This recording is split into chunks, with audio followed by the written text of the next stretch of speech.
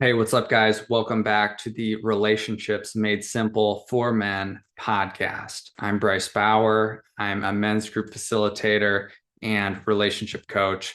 I do couples work with my wife, and I also run in-person men's retreats here in St. George, Utah. Today, I want to talk about irreconcilable differences. Often, when you see a celebrity couple get divorced, they will cite irreconcilable differences. It's pretty vague. What does that even mean? And I want to break that down because a lot of individuals and couples that come in to see me or us are dealing with something that's pretty intense, and they're trying to figure out if this can be worked on, if it can get better, or if they should step out of the relationship. And it's a really big decision and a really painful decision. So I want to add some color as to how to think about making a decision like this, how to think about it. The first thing to know is that if you're in a long-term committed relationship with anybody, there are going to be things that you do not agree on that are irreconcilable, whether it's what you consider to be clean, whether it's how you want to live your life, whether it's how you think about a specific topic, politics, religion, how to deal with extended family, how to parent, how to manage money, how often you want to have sex. There's just so many ways to be different, and you're not going to agree on everything. And so, no matter what, if you're in a long term partnership,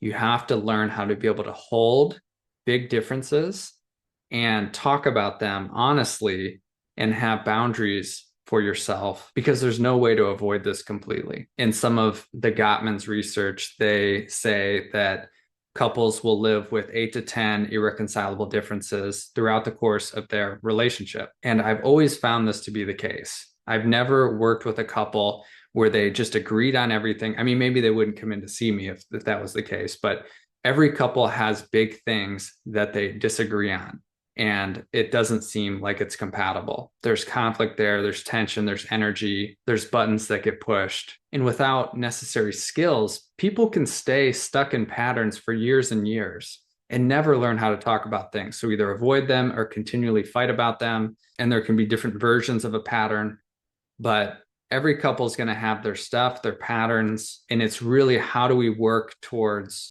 a deeper understanding of what's happening for the other and ourselves so that we can hold that together. That's what a secure partnership can do. They can hold big differences together. They can feel safe to talk about them.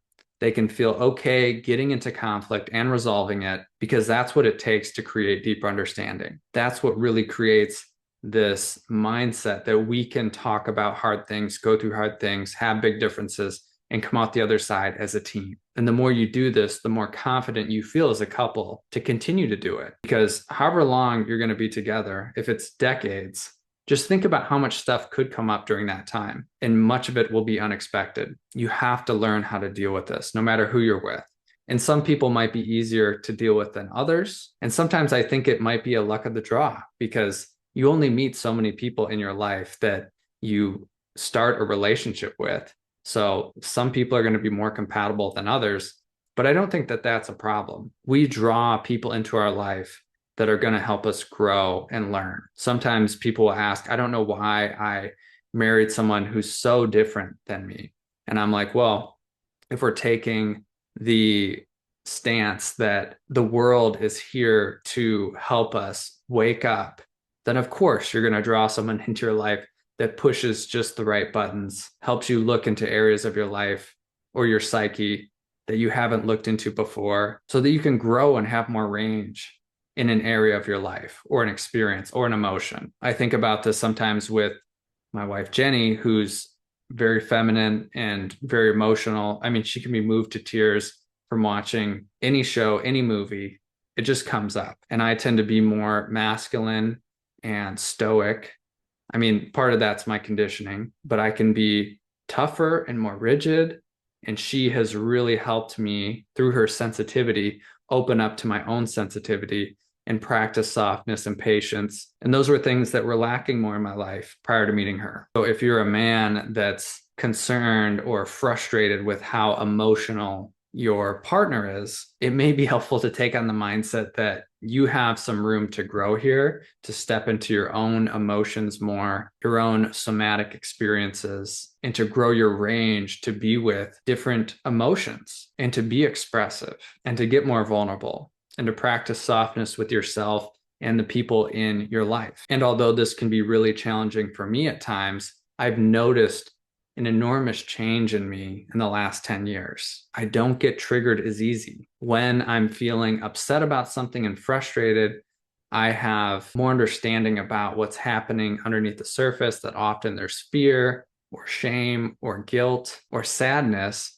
and that the frustration is what's covering that and protecting me from it, from actually feeling it and going there. And so I'm able to process things more quickly than just staying in frustration or compartmentalizing it or distracting myself from it. Again, I don't do this perfectly, but I feel more capacity in me. And a lot of that has come from Jenny and being in a relationship with her, where having to hold someone else's experience along with my own has grown my capacity. And so that's what I'm trying to teach men to do. Some are better at it than others. Sometimes it's even flip-flopped, where the man is more emotional than their partner. But for the most part, I think men really struggle with being more expressive and open and vulnerable and being okay with some of those more negative emotions. So just take a second to take that in. What if some of these things that are really frustrating you and are painful are really here to serve you and help you grow? And those can come through the lens of irreconcilable differences. And I think the sequencing is important. So you may be at a place where you're trying to figure out whether or not you want to stay in a relationship or continue a relationship that's new. But before you take on that project, think about what there is to gain from just being in this experience right now, because this is what's happening in your life right now. Where are you being called to step up more? What might you be avoiding that is making this situation more difficult than it has to be? Because if you can do this move first, then whatever decision you make to stay in the relationship or not, or really step into working on it, you'll feel more confident with that decision. It'll feel more aligned because you're coming to the decision with some purpose and some understanding, and not just an impulsive decision to fix it and get rid of the feelings and be done with it. So I think it's helpful to take on this mindset first, no matter what. So now that you have that, I want to talk about what irreconcilable differences are, the different types, and how you can work through them or with them. There are basically two types of irreconcilable differences. There's the type that you can live with and the type that you can't, because we've established that they're going to be there no matter what in a long-term partnership. So you either get to decide if this is something you can live with or something you can't.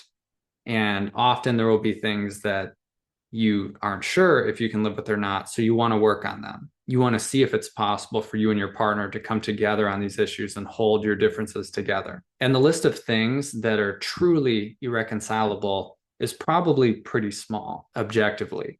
So I'm thinking about the decision whether or not to have children.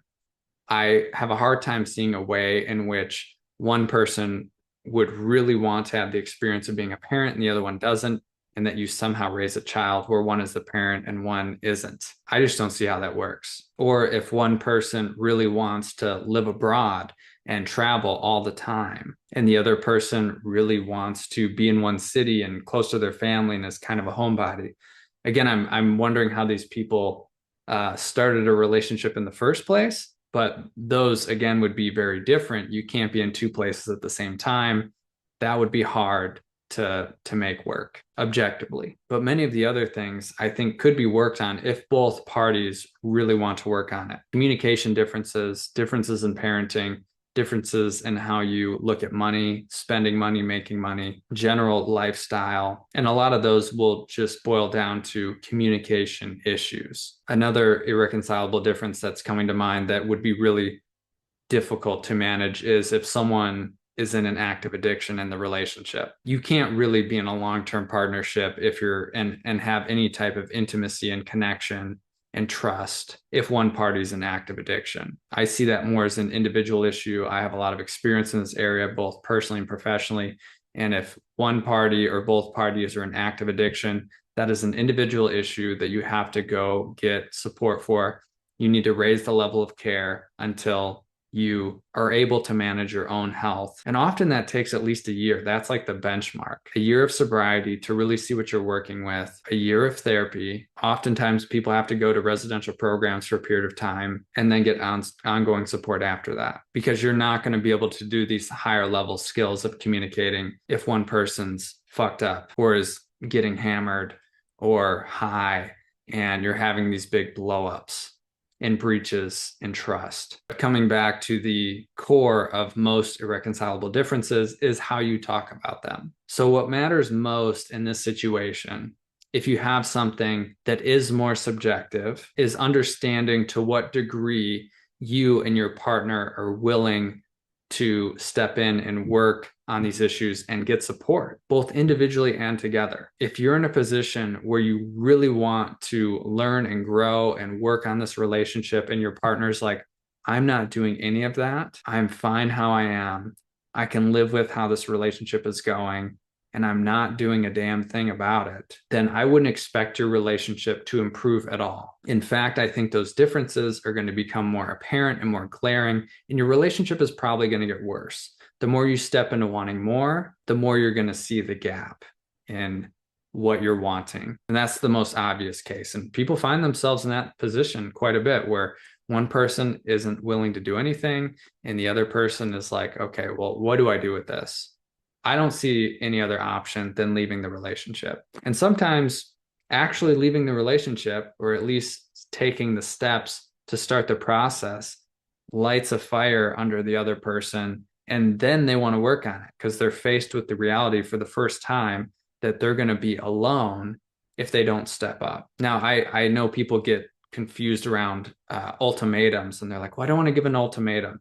I don't see this as an ultimatum. This is just you being honest with yourself about what you need and what you want and taking the necessary action to get there. Just because the consequence sucks for the other person doesn't mean you're the bad guy and that you made an ultimatum.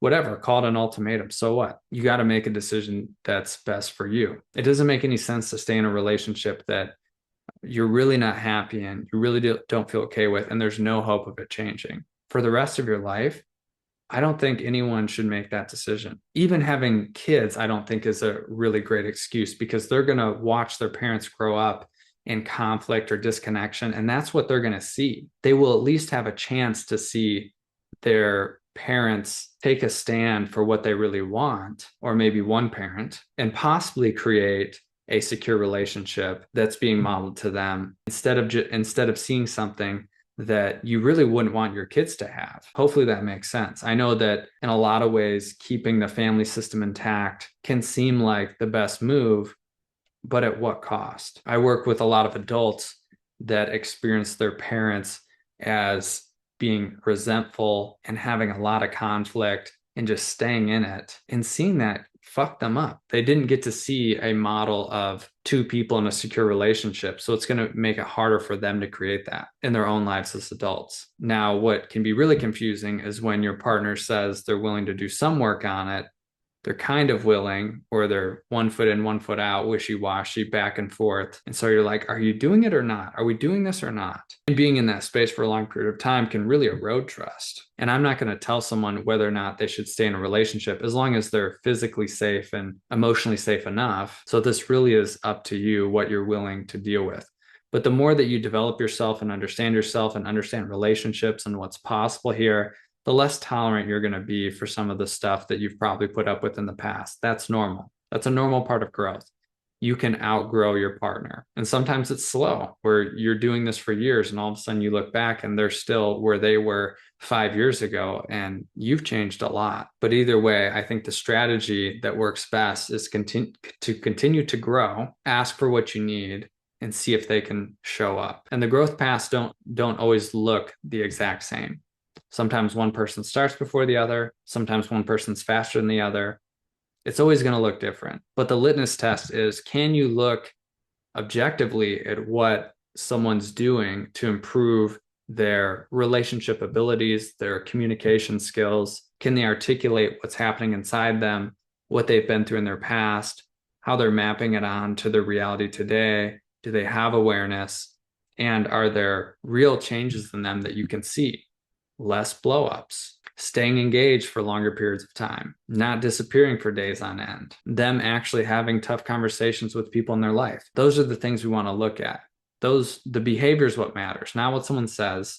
Action is what matters. And I can give you some examples from Jenny and I's relationship because we've done a lot of work on this, years of training programs, individual and group therapy and coaching calls, and thousands of hours of talking through these things. And I think most couples will be able to relate. So one of Jenny and I's core differences is the way we think about making decisions and where we put our energy. And a common core difference is togetherness first and independence first. So when we come to an issue, togetherness first means that we're thinking about how do we get everyone's opinions and views in here together and move from there. And independence first looks like the person wanting to get clear on what they need and want first, and then bringing it to their partner. And there's not a right or wrong here. You might say, oh, if you're in a relationship, you have to be togetherness first, but that's not necessarily true. You have to be able to do both. And so it's just the way that we lean. Like you really do have to focus the attention on yourself at some point to get clear on you want, regardless of what's happening over there for your partner, and then bring that to them and then work on it together. So it's just the sequencing of it. But in a difficult moment, we can polarize and I'll just go to focus on me and Jenny will be trying to focus on the us, and there can be conflict there. And we can be judging each other where I'm like, well, how about you get clear on what you want first, and then you can bring that to me and then we can talk about it. And Jenny's like, well, how about we just start to brainstorm together and then we can figure out, we can like break down what each other needs individually. So again, you have to do both, and both are great skills to have, but we do still get into issues here because I was conditioned as a young boy to figure it out on my own. And Jenny very much lived in a way where issues were talked about together. And we can still have conflict come up here. It's a lot more subtle now. But prior to having some of this framework, we didn't really understand what was going on. Let's say we were planning a trip. I remember we were planning a weekend trip, and this was actually really difficult for both of us early on in our relationship. I brought in the idea of doing a trip to the desert, and Jenny was talking about the things that she needed. She wanted to stay at an Airbnb and that we could go hiking during the day. And I was like, no, I'm kind of wanting like more of a camping experience. So you can see the difference there, right? She's like, okay, how do we both get what we want? We can do the outdoor stuff, but let's stay in the Airbnb. Let's talk about this. And I was like, no, I'm already clear on what I want. It's different than that. And then I ended up saying, well, maybe I'll just go on my own. And this wasn't the best move that I've ever made in relationships. Really, the way that I brought it up was coming from anxiety and kind of like, okay, well, I'm going to do me. But taking whatever judgments out of it, what was really happening was this pattern. The sequencing was off. And we did eventually work through this. But now I know when we go into a conversation about something that we might do together, I have to lean in to the togetherness piece more and take into account the fact that Jenny might be excited about this, and to not just bail on her if we don't have an immediate resolution. And Jenny can lean more into understanding that we are different people with different needs and that it might not work out for us to do this together, and to be more direct and clear on what she wants as an individual so that we can have an honest conversation about this. Because Jenny can have a tendency to maybe give up parts of what she wants to make the we happen, to make the trip happen, and then come in later and say, oh, actually, I don't know if this is going to work for me, which can be frustrating for me because she's not clear on what she needs because she's just trying to make it happen together. And I can have a tendency to want to pull back and do things on my own because it just seems like it's going to be harder with her. And that's an area where I can just grow my capacity to be with the anxiety that comes up with some of the conflict and stay in conversation to really see if we can make something work. Another example, and this comes up quite a bit, is that I tend to be very punctual. I can manage blocks of time in my head. I usually have a pretty good idea of how long something's going to take me to get ready to accomplish the task. to be on time to things, even early. I like to be early. That helps relax my nervous system if we're getting together with people. Even sometimes if we just plan to go out at 11 or something, for some reason, it feels better for me if we actually stick to that, even if there's nothing at stake. And Jenny tends to be running a little bit more behind. Sometimes it's 3 to 5 minutes if we're getting together with people, or for bigger things where there's nothing really at stake, it can be 15, 30 minutes. She's got to push back because she's getting ready or needs to eat. She has a lot more items that she's tracking if we're going out, like let's say on a hike or something. And so this is something we constantly have to manage is our time. And earlier on in our relationship, when she'd be running late, I would get more and more stressed and start to get resentful and sometimes even criticize her or be sarcastic. And that wouldn't really feel good for her. So we were getting into these patterns of like anytime we knew we had to be somewhere, both of our anxieties would go up because Jenny's really wants to get it right and be on time.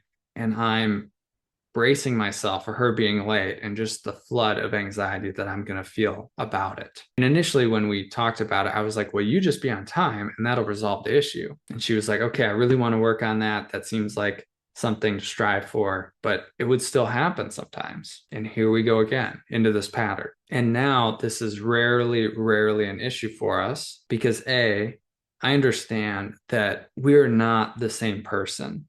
There's more that it takes for Jenny to get ready to go out the door, and her mind doesn't work like my mind. It doesn't track time in the same way, which is not a problem. So I can have more patience and compassion and understanding for the way that her mind works and the anxiety that she can even feel when she's running a little bit late. And I don't have to pile onto that and criticize her. What's more important, that we get to the place exactly on time, or that Jenny and I stay in connection and feel supportive of each other? It's the second one. And at the same time, Jenny's been able to see the reasons why I like to be on time. It's not just anxiety. People might be waiting on us. If we start getting ready earlier, then we don't have to rush at the end. We don't have to rush out the door. We don't have to drive fast. Not that we drive too fast, but there's just not that pressure there. So there's a benefit to just being more punctual the moment we know we're going somewhere. So I can encourage her to get ready earlier and she can track that, give herself more time than she thinks she needs. And so this dance, we just do it much better today. And for me, regardless of what Jenny does, I see this as an opportunity just to grow my capacity to be more patient. Patience is always a good thing. What I mean by patience is just having more mindfulness around my somatic experience and my stories and being able to manage that. It doesn't mean that I couldn't still stand up for wanting to be on time, or if the lateness got worse and it was 15 or 30 minutes that we were late to meet people or to show up at an event, that I couldn't say, hey, this really isn't working. The patience that I'm talking about is this internal experience that I'm having. When my anxiety goes up and I can't manage my emotions, I get dumber. I might say things that are hurtful. Again, I don't say things that are that hurtful. Like I don't call Jenny names, but she can feel the energy of the resentment or the frustration.